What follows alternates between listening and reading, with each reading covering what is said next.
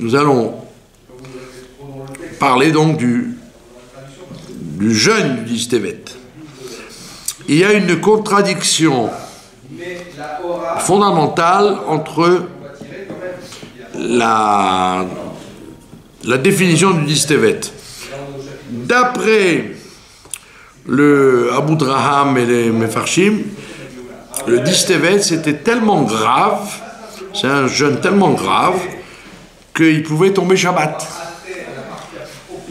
Et maintenant, ça ne peut plus tomber Shabbat à cause de la fixation du calendrier, mais il peut tomber quand même vendredi. Et on ne le repousse pas comme on aurait dû le faire au dimanche. On dit quand un jeûne il tombe un jour qui ne nous convient pas, au lieu de comme c'est un malheur, un jeûne de malheur, on ne l'avance pas, on le recule. Mais on voit que le 10 Tevet, on ne le bouge pas. Et il peut tomber donc un vendredi. Et on voit que quand il tombe un vendredi, on rentre dans le Shabbat à jeun. Mais on lit dans la Torah vendredi après-midi, etc. On est dans une situation de halachot toute particulière. Ça, c'est d'un côté. Mais d'un autre côté, on voit que c'est le jeûne qui devrait être le moins important, puisque c'est le tout début du processus de la destruction du temple. Le temple a été détruit à Tisha B'Av, le 9 Av. Et là-bas, on voit que les Chachamim, ils ont fixé, comme c'est la destruction concrète du Beth Amikdash, les Chachamim, ils ont fixé les mêmes interdictions, les mêmes privations qu'il y a à Yom Kippour. Et en plus, on commence le jeûne du Tisha B'Av la veille. On fait 25 heures de jeûne, on fait comme à Kippour. Alors que tous les autres jeûnes, y compris le 10 Tevet, on ne les commence que le matin.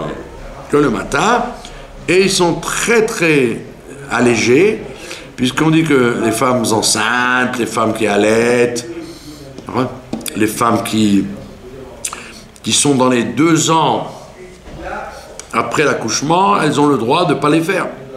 Et là, elle dit, même si quelqu'un ne se sent pas bien un tout petit peu, alors qu'à Kippour et à Tisha B'Av, on ne le laissera pas casser le jeûne, le 10 Tevet, on le laisse. Donc au niveau halachique, le jeûne du 10 Tevet, il a un côté très grave et d'un autre côté très allégé. Alors on demande pourquoi. La raison, c'est qu'en fait, le 10 Tevet, c'était le début du processus. Qu'est-ce qui s'est passé? On dit que le 10 Tevet, vous allez dire, attends, mais c'est le Tzom Gedalia qui est le début. Tzom Gedalia, c'était en Tishri, et après Tisha B'Av. On dit non, ne confond pas les dates. Le 10 Tevet, c'était le siège de Jérusalem par Nebuchadnezzar. Après, il y a eu la brèche de la muraille. Le 17 Tammuz de l'année d'après. C'est 1 an et demi après. Après Tisha B'Av, et rien qu'après, quand les Juifs étaient partis avaient quitté Israël, rien qu'après, on a tué Gedalia en Tishri, lui qui était le dernier ressortissant de la communauté. Donc Gedalia, en fait, c'est pas le premier, c'est le dernier, même après, bien après Tisha B'Av. Donc le début, tout à fait, c'est le siège de Jérusalem à le 10 Tevet. Qu'est-ce qui s'est passé le 10 Tevet? En vérité, rien. Ça n'a rien passé. Qu'est-ce que ça veut dire que ça n'a rien passé? Nabuchodonosor se trouve devant Jérusalem, mais il ne fait rien. Ils font le siège et il y a écrit là-bas, Samach.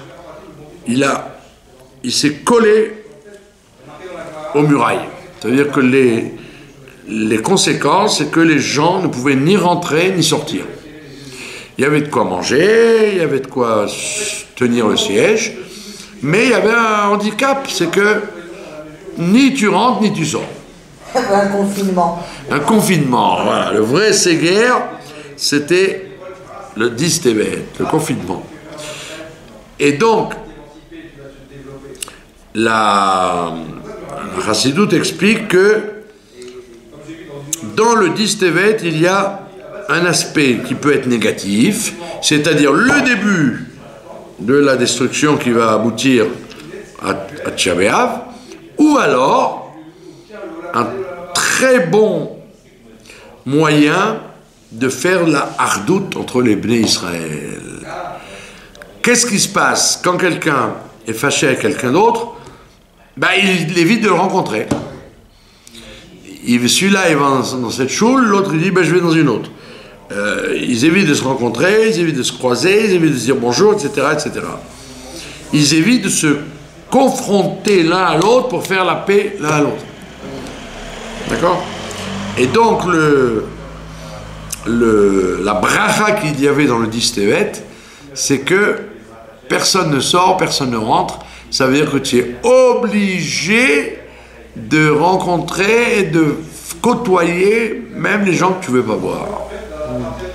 Parce que, comme on sait très bien que le Beth Amikdash, la présence des Bnei Israël, les 12 tribus, ensemble, ne peuvent coexister que si elles sont en paix. Si elles ne sont pas en paix, il y a des bagarres entre elles, comme on voit avec le 15 Av, où on dit que les tribus ont fait la paix entre elles, et la tribu de Binyamin a fait la paix avec les autres, etc. On voit bien que le manque de hardout entre les tribus, c'est un très grand chilul Hashem, un très grand blasphème du nom de Dieu, et ça entraîne la destruction du temple. Donc le 10 Tevet, Dieu il a fait un tikkun, il a dit au Bnei Israël, vous savez que là, vous pouvez ni sortir ni rentrer, donc vous êtes obligés de vous arranger les uns les autres. L'arrangement entre les gens, c'est fait par le mérite, si on peut dire, de Nebuchadnezzar. Ça veut dire qu'il a, sans le vouloir, il a provoqué la possibilité de fusion et de paix entre les Bnei Israël. Bien que les Bnei Israël n'ont pas profité de cette opportunité, cette opportunité, ils ne l'ont pas exploitée, et donc c'est pour ça que le processus a continué jusqu'au 17 Tammuz et au 9 Av. Donc on voit bien que, et ça c'est un grand tikkun des Bnei Israël, comme j'ai raconté plusieurs fois, il y avait en Pologne, il y avait à Varsovie deux personnes qui se haïssaient. Et les rabbinim, ils ont essayé de faire la paix, et rien n'y a fait. Ils n'ont jamais pu s'entendre. Et quand la Shoah est arrivée, avant la chute du ghetto, il y a des milliers de gens qui ont été emportés dans les camps. Maintenant, un arrive dans le camp, je ne sais pas lequel, et la providence fait que son ennemi est muté dans le même baraquement que lui. Ça doit être horrible. L'un avec l'autre, ils se retrouvent dans un lit à côté de l'autre. Oh là là. Et donc, il y avait deux options. Soit continuer à se faire la tête et se fâcher, soit briser la glace et faire la paix. Donc on voit bien que le bon Dieu, il veut que les gens fassent la paix. Donc pour qu'ils fassent la paix, il les oblige à se rencontrer. et à se congratuler, à se dire bonjour, et à pardonner l'un à l'autre. Et donc ce processus qu'on voit dans la Galoute, on l'a vu dans le siège de Jérusalem. C'était pour cette raison que Nabuchodonosor a fait le siège. Et c'est pour ça qu'il faut absolument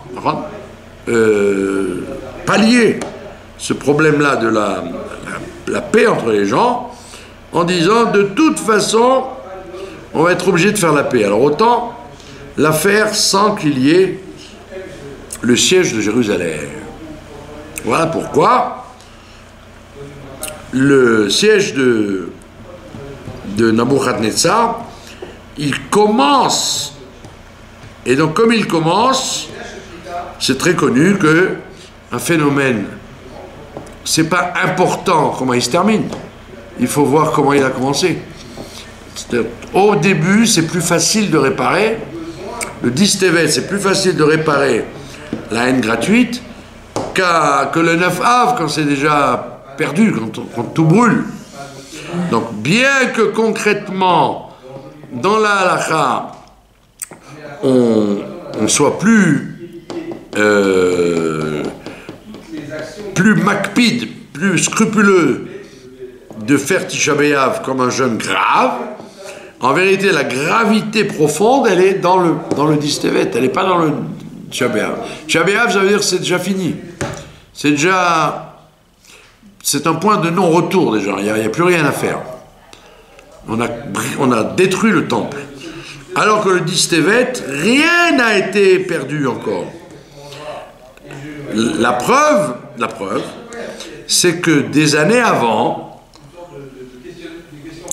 la même situation qu'il y a eu avec Nabuchodonosor, qui lui a réussi à détruire, la même situation s'est présentée 50 ans avant avec, pas le roi de Babylonie, le roi d'Assyrie, Sancheriv. Sancheriv, il envoyait ses armées avec son chef d'armée qui s'appelait Nebuzaradan. Il les a envoyés déjà pour détruire le temple et assiéger Jérusalem. Donc on voit bien que l'histoire de Nabuchodonosor et la destruction du temple, ça n'était qu'un remake, une reproduction de la première fois que ça a eu lieu 50 ans avant avec Sancheriv et Nebuzaradan. Mais là-bas, qu'est-ce qui s'était passé avec Sancheriv et Nebuzaradan? C'est qu'à l'époque, il y avait le roi Chizkiyahu. Au temps du roi Chizkiyahu, on a dit, il a prié, bien que le Ham n'ait rien fait pour empêcher le siège. Lui, il a prié, et dans la nuit de sa prière, toute l'armée de Nebuzaradan a été exterminée. Des milliers de soldats sont morts sans guerre, sans qu'il y ait aucune guerre. Donc on voit bien que Dieu, il te donne plusieurs chances. La chance qu'il y a eu avec Nebuzaradan et Sancheriv, elle aurait dû se reproduire encore une fois avec Nabuchodonosor. Mais elle ne s'est pas reproduite. Parce que le miracle que Dieu a fait au temps de Chizkiyahu HaMelech, tuer tous les soldats et de protéger la terre d'Israël et le temple, c'était un sursis que le Ham Israël a eu. C'est un sursis. Puisqu'après, il y a eu, malheureusement, le roi Tzidkiyahu, etc., qui n'a pas su gérer la crise. Et donc, quand il y a eu Nabuchodonosor qui a fait le siège, au lieu d'inciter les gens à faire la paix entre eux, il a laissé courir. Et donc, 1 an et demi s'est vite passé, les gens ont laissé courir, ils n'ont rien fait, ils se sont laissés assiéger, ils n'ont pas fait le pas qui aurait dû provoquer le miracle, et donc la suite a été la destruction du temple. Donc on voit bien qu'on est dans un cycle.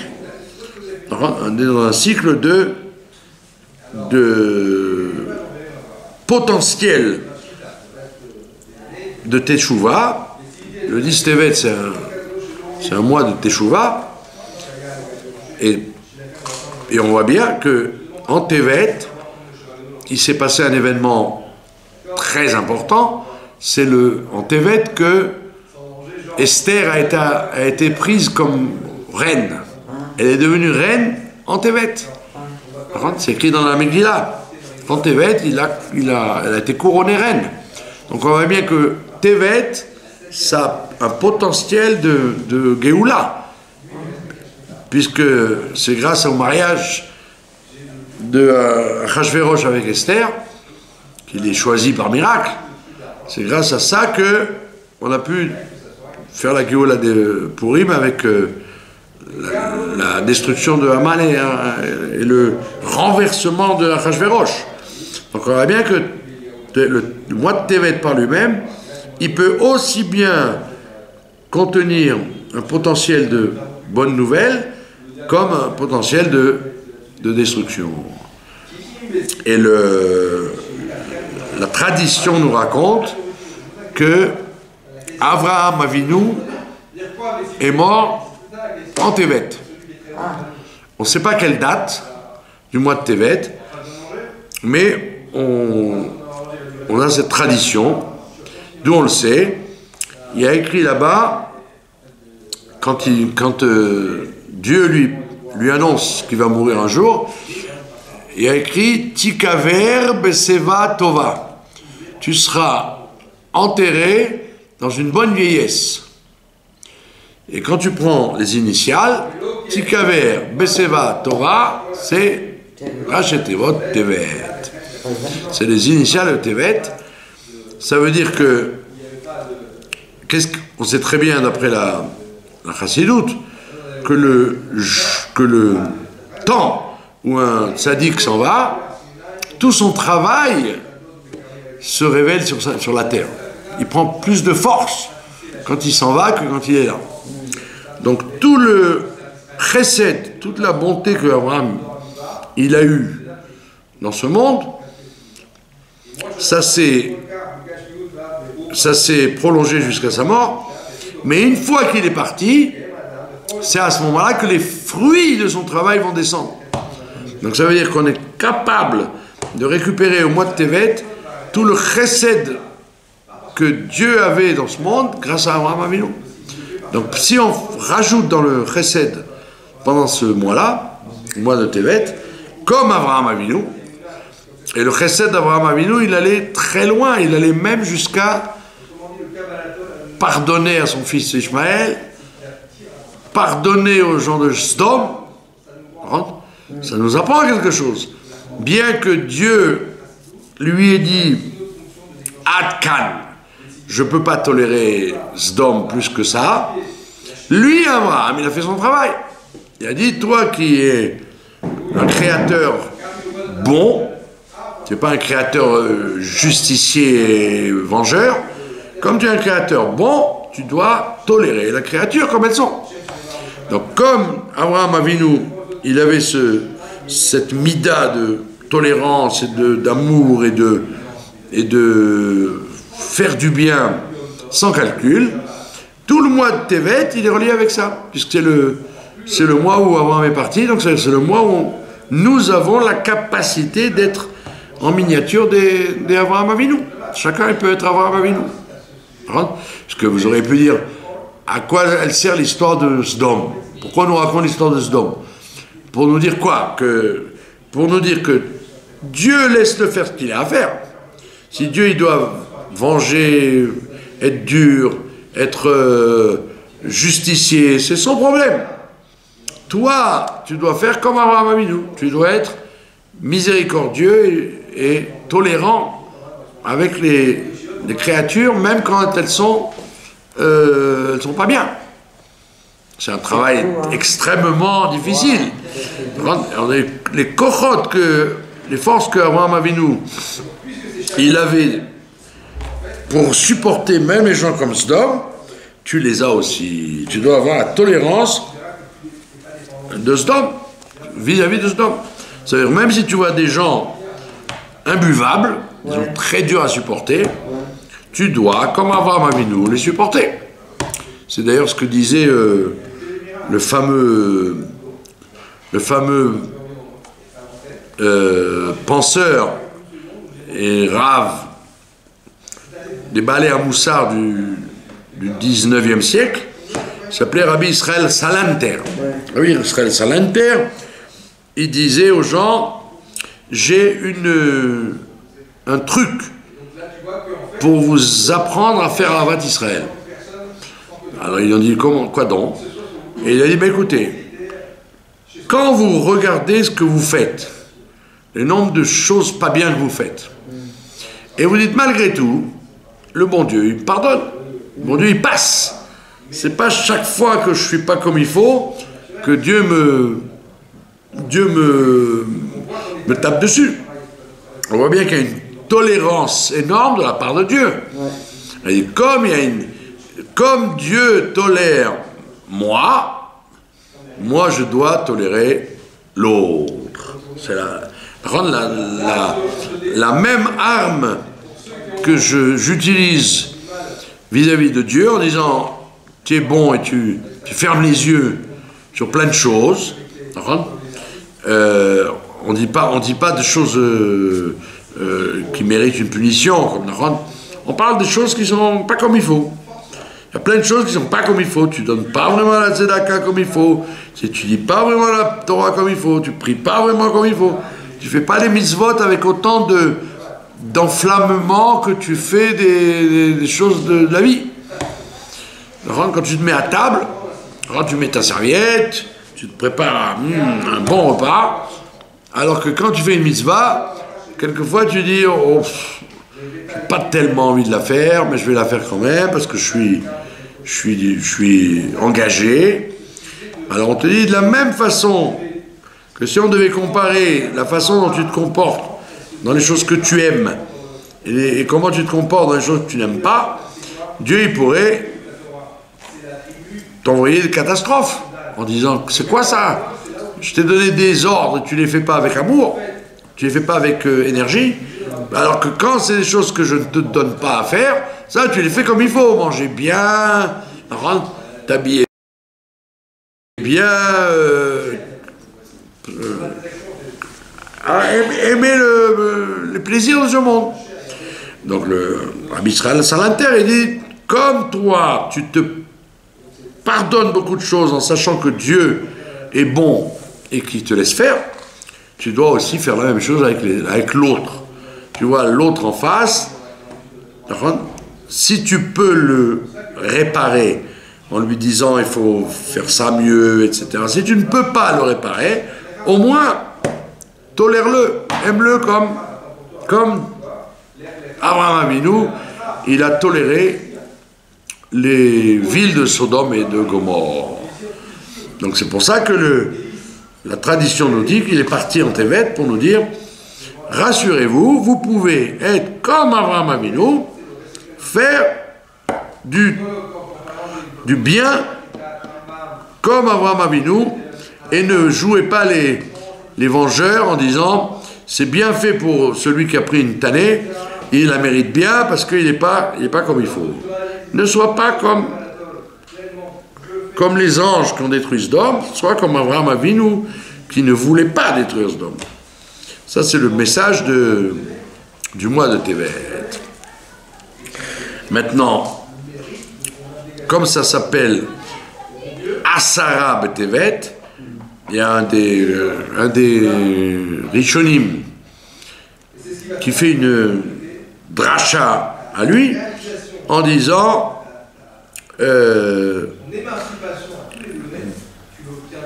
Asara B'Tevet correspond au Asara B'Tishri Yom Kippour.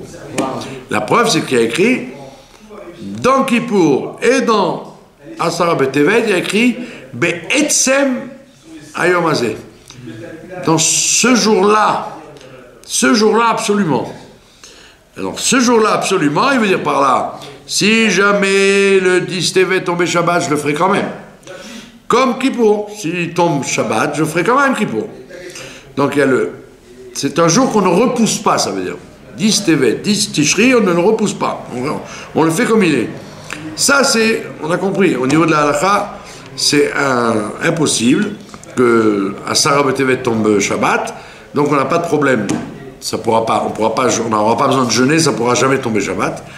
Mais ce qu'on peut retenir de ce commentateur-là, du Rokéar, qui s'appelle Rokéar, c'est que comme le 10 Tishri, c'est le jour où Dieu nous pardonne tout, si on fait tchouva, le 10 Tevet, c'est exactement la réparation de ce qu'on n'a pas pu faire le 10 Tishri. Comme on l'a vu avant, que le Harizal, il dit, il y a plusieurs occasions que Dieu nous pardonne. Il y a les jours redoutables de Rosh Hashanah Yom Kippour. Ça, c'est par les pleurs et par le sérieux. Le sérieux et les pleurs, Dieu nous pardonne à Rosh Hashanah Yom Kippour. Il y a des gens qui ne sont pas capables de pleurer et d'être sérieux, mais ils sont capables d'être joyeux. Alors on leur dit, tu sais quoi, tu as une deuxième chance. La fête de Sukkot. Tu dois être joyeux avec ton loulav, avec ta souka, en dansant, en chantant, en mangeant bien. Sois de bonne humeur et Dieu te pardonne. Tu ne peux pas par le sérieux, on te laisse par la joie et par la bonne humeur. Maintenant, troisième façon, le Harizal il dit, si on n'a pas réussi en Tishri, soit par le sérieux et par la joie, il nous reste encore une autre option, Hanouka, par la lumière. Grâce à la lumière de la Torah, quand tu vois de la lumière, ça rend joyeux. L'obscurité rend triste, elle rend replié sur lui-même, alors que la lumière, elle donne à l'homme la possibilité de s'ouvrir vers le monde. La lumière, elle éclaire l'extérieur. Donc le Harizal, il dit, si tu n'as pas pu en Tishri, tu peux à Hanouka, par la lumière. Et la preuve que par Hanouka, tu as exploité les 8 jours de Hanouka avec la lumière, c'est que juste après Hanouka, qu'est-ce qu'il y a? Le 10 Tevet. Une semaine après la fin de Hanouka, hop, on te dit, tu sais quoi? Prends le train en marche et récupère la teshuva que tu aurais dû faire à Yom Kippour, le 10 Tevet, par rapport au 10 Tishri. Et d'ailleurs, si on observe bien, le 10 Tevet, il est séparé de 4 mois du 10 Tishri. Tishri, Cheshvan, Kislev, Tevet. C'est le 4e mois, donc ça correspond, d'après le Harizal, à la prina de Malchut. Yom Kippour, c'est la Chokhmah, c'est le niveau du Yud, et le 10 Tevet, c'est le niveau du He inférieur, c'est-à-dire la descente de l'influence de Dieu qui était dans un monde très élevé à Kippour et qui se resitue exactement pareil, mais dans le monde d'en bas, le monde dans lequel on vit, le monde de l'action.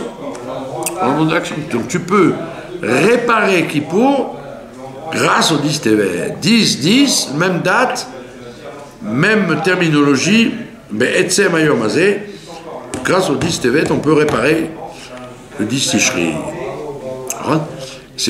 Et c'est pas pour rien, donc, on a fixé un jeûne, comme on a le jeûne de Kippour, on a le jeûne de Tevet. Maintenant, au niveau halachique, comme tout ceci est tellement grand, dans le niveau halachique, on est beaucoup plus allégeant que dans les autres jeûnes. C'est une contradiction. Tu aurais dit, puisque ça répare Yom Kippour, et puisque c'est le début du siège, J'aurais dû être encore plus rigoureux qu'à Kippour. Comme les 5 interdictions, comme à Kippour, comme à Tisha B'Av. On te dit non, parce que c'est ton potentiel. Comme le potentiel, il est là. On ne veut pas t'embêter trop. Tu peux tout réparer. Alors pourquoi on va t'alourdir avec des rigueurs de halakha? Quand on fait des rigueurs de halakha, quand c'est Tisha B'Av, parce que ça y est, tu es responsable de la destruction du Beth Amikdash. Donc tu dois le payer. Tu dois être vraiment triste. Mais à Distevet, on ne te dit pas d'être triste. On te dit que tout est jouable, tout est encore réparable. Donc c'est pas du tout un jour de deuil. C'est un jour de comment on appelle ça, de no man's land, de lieu neutre, où on te dit tu peux tout faire basculer grâce au Distevet. Un jour très important. Et c'est un jour, donc c'est un grand jour de Et Ratzon, un jour de propice, comme l'a été Yom Kippour pour la Teshuvah. À la différence, c'est qu'on ne t'embête pas trop, on te laisse tranquille. Et la preuve que celui qui ne se sent pas bien, ou celui qui a du mal à jeûner, on lui dit tu as le droit de ne pas jeûner si tu te sens mal. Évidemment, comme c'est écrit dans la halakha, les jours de jeûne, il ne faut pas mélanger l'accessoire et l'essentiel. L'accessoire, c'est le jeûne et les slichot. L'essentiel, c'est la teshuvah. C'est ça l'essentiel d'un jeûne. C'est pas de ne pas manger et de prier longtemps. L'essentiel, c'est de réfléchir, de faire une introspection pour essayer de réparer ce qui ne va pas dans notre comportement. C'est pour ça que le rabbi met un accent très important sur ce qu'on appelle, pendant le jour de jeûne, Divrei Kivushim. Divrei Kivushim, c'est les paroles que le rav de la communauté devait haranguer la foule, devait parler à la foule. Divrei Kivushim, c'est des paroles de macération. On veut faire macérer le public en lui disant réfléchis où tu en es, sans être méchant et sans être agressif. Le travail de Divrei Kivushim, c'est de remettre en cause la problématique de la journée. En disant pourquoi on en est là, pourquoi on a besoin de faire Sarah Betevet. Donc le Divrei Kivushim, le rabbi a remis ça à la mode. C'était le travail des rabbinim à l'époque qui prenaient la parole pendant le jour de jeûne pour dire aux gens l'essentiel c'est pas de jeûner, l'essentiel c'est pas de rajouter dans les slichot, l'essentiel c'est de faire une grande teshuvah, le mieux qu'on puisse faire. Voilà. Est-ce qu'il y a des questions sur le Distevet? Tout va bien? Voilà. Donc, Bezrat Hashem, qu'on fasse teshuvah déjà ce soir, pour que demain, on est déjà à la Géoula, à midi de Hashlema, avant de commencer le Ta'anit. Amen.